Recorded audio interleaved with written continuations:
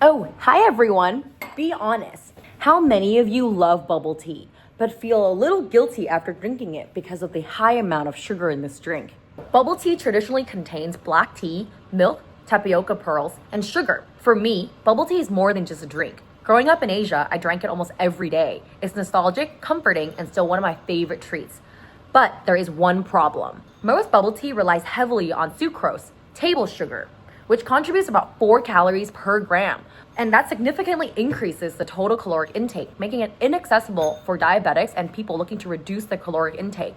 And it's also a huge proponent of cavities. So now the question is, can we replace sucrose with a low-calorie sweetener and still keep the same sweetness, mouthfeel, and overall experience?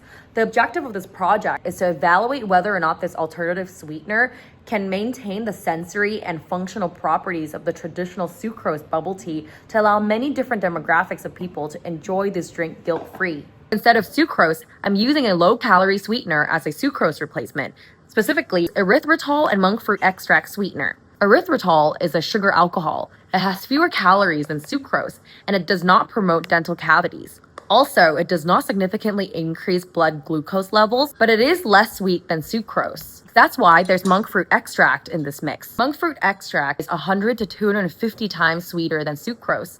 So by combining the two, this allows the sweetener to produce a 1-to-1 replacement of sugar. I expect the resulting experimental bubble tea to have similar sweetness to the control, have a mild cooling sensation, and slightly thinner mouthfeel, but who knows? So now, time to test it. I made 2 versions of the bubble teas, with the only difference being in the control, it contains sucrose, while in the experimental bubble tea, it contains erythritol and monk fruit extract sweetener. All the other ingredients stayed the same. Let's go into my procedure step by step. The black tea is brewed by steeping bags of black tea in boiling water for 5 minutes. Tapioca pearls were made via package instructions on the label. Equal volumes of milk and pearls were added. Then sample A gets sucrose, while sample B received the monk fruit extract and erythritol sweetener. And now onto the taste test. I think they look pretty similar. In terms of sweetness, it's pretty similar. Yeah. I'd say that this one lingers a bit longer though. I think the left one is a bit thicker. The right one's a bit thinner. Yeah, I think the left one's a bit mild, thicker. Right one's a bit more cool and like lingers a bit longer, the sweetness. I like this one. Yeah, this one more. Yeah, I can't tell too much of a difference though. But what do these results mean? And how do they compare to the controlled bubble tea drink? First, the cooling sensation. That's the classic sugar alcohol behavior.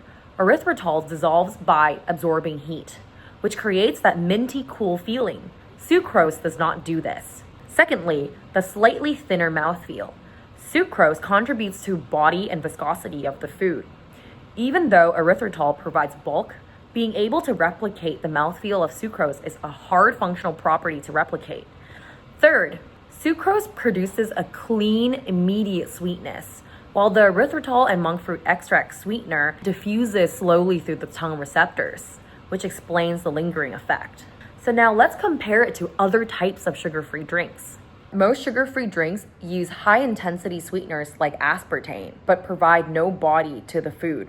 In contrast, my monk fruit and erythritol sweetener blend provides sweetness and some body to the drink. But I decided to use the erythritol even with the cooling effect because aspartame must be avoided by people suffering from phenylketonuria or PKU. There are also some limitations in this experiment. There's only one participant in the blind taste test, and the sensory perception is subjective.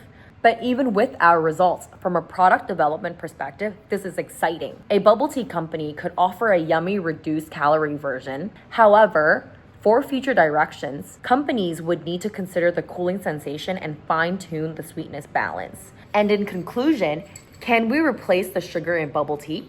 Yes, mostly. The erythritol and monk fruit extract sweetener maintained a similar appearance and acceptable sweetness, with only minor differences in mouthfeel and cooling sensation. Would I drink it again?